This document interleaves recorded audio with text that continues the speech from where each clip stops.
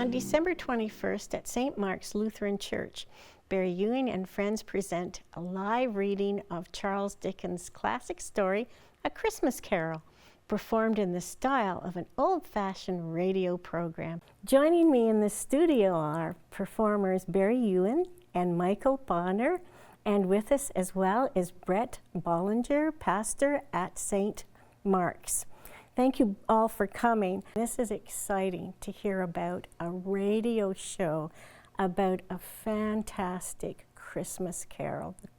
Can you talk a little bit about that? We're putting on a performance of a live radio broadcast.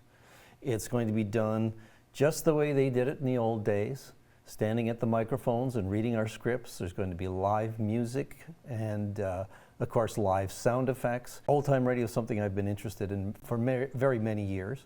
We had done this production of A Christmas Carol some years ago at my church in Kempville. And a couple of years ago, I mentioned 2 years ago. Yeah, I mentioned it. I really just kind of made an offhand remark to Barry about, oh gosh, I've got this play kicking around. We should really do it sometime.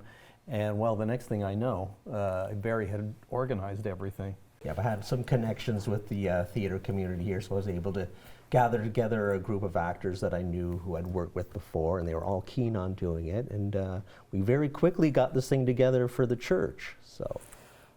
And Brett, can you tell us where the location of the church is, and again, the name of the church? Sure. St. Mark's Lutheran Church has been on the corner of Victoria and Earl, right next door to Queen's University, for 75 years. So a long time. And this is a fundraiser. Brett, can you tell us what the fundraiser is for? So we were excited to work with Barry and his group of folks, partly because Barry's a member, but more so they've always brought great entertainment in many times. And so we're about, at St. Mark's, listening to people's story, right, and helping people. And so this wonderful, iconic story that Dickens wrote, we thought is a really good place where it talks about people confronting greed and their own kind of inner struggles and based on fear, and people looking closely at that, and then seeing the possibility of change and compassion to come. And so this fundraiser is specifically for our campus ministries in the community, right there in Queens, where 90% of our neighbors there are students. And so we're always about trying to seek opportunities to hear their story and how they're encountering the world and encountering the holy. And so it's kind of helped create some other outreach programs so that they feel a sense of community. Just as St. Mark's was a community to people 75 years ago, immigrants, and now we're community to our four-year immigrants. So Michael, this must have taken some time to put this together. The play is based on a version that was actually done on radio. Lionel Barrymore used to do it every year back in the 30s and 40s. So it's based on that. And you know, I took that and I made some changes and put it into the form we wanted. Not only is it a great story, I guess maybe the second greatest Christmas story. Gee, I wonder what the first one is. And it's so everybody loves it. We watch the movie every year since I was a kid. I love the story. Everybody loves the story. And as I say, people are going to get a chance to experience it in a new way. One of the interesting things I think about doing a live radio show is that after a couple of minutes, you don't notice it's a live radio show anymore. You just get into the story. Talking about the people who are involved, tell me a little bit about how they felt about doing this. Oh, they were all excited about it. They're all very keen to participate. Yeah. And these are all people from the theater, of the Kingston theater community. They've all worked with like Domino Theater, and I've known some of them from like the Meister Singers. And we used to do radio shows with the Kingstown Players when they were in existence. Unfortunately, they went under when COVID happened. But they used to do radio shows downtown at the Brew Pub. They would book the second level of the brew pub, and we would, charge people admission, and we'd put on a radio show for them, and that was a lot of fun. And I might revive some of the scripts we did for that for future fundraisers. You did an old Marx Brothers. We did a Marx Brothers show, which was just hilarious. It was just so much fun to do. Yeah. So we might bring that one back. Brett, where can people find more information about this so that they come and see this wonderful production? Well, an easy place to go is the church's website. So it's the address is kingstonlutherans with a s.com. And if you just Googled St. Mark's Kingston, you'd find us there too. And again, the cost to see this performance. Right. The cost is to show up, and then it's a free will offering beyond that.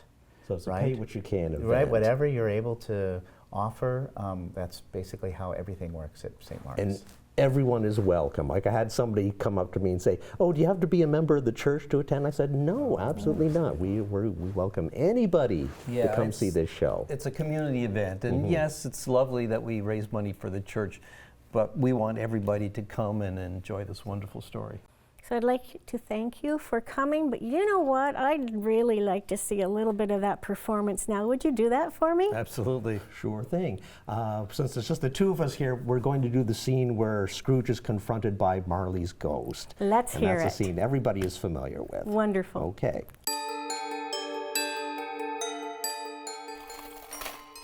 Ebenezer Scrooge, Ebenezer Scrooge. Oh no. What do you want with me? I want much of you, Ebenezer.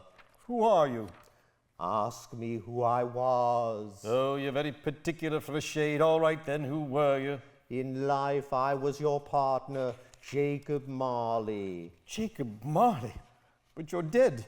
You died 7 years ago. 7 years ago this very night.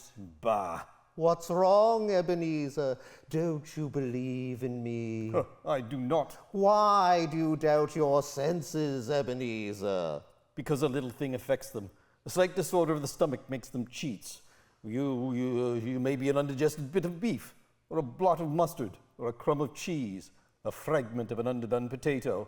There may be more of gravy than of grave about you, whatever you are. Humbug, I tell you, humbug! I do believe in you. I must, but why? Why do you walk the earth, Jacob, and why do you come to me? It is required of every man that the spirit within him should walk abroad among his fellow men and travel far and wide to witness what it cannot share, but might have shared on earth and turned to happiness. Tell me, Jacob, what is that chain you wear around you? I wear the chain that I forged in life. I made it link by link and yard by yard by my own free will. Is its pattern strange to you, Ebenezer?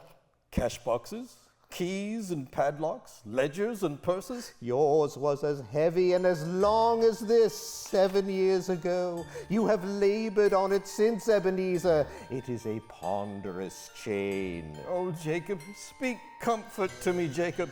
Comfort I have none to give. I cannot rest, I cannot stay, I cannot linger.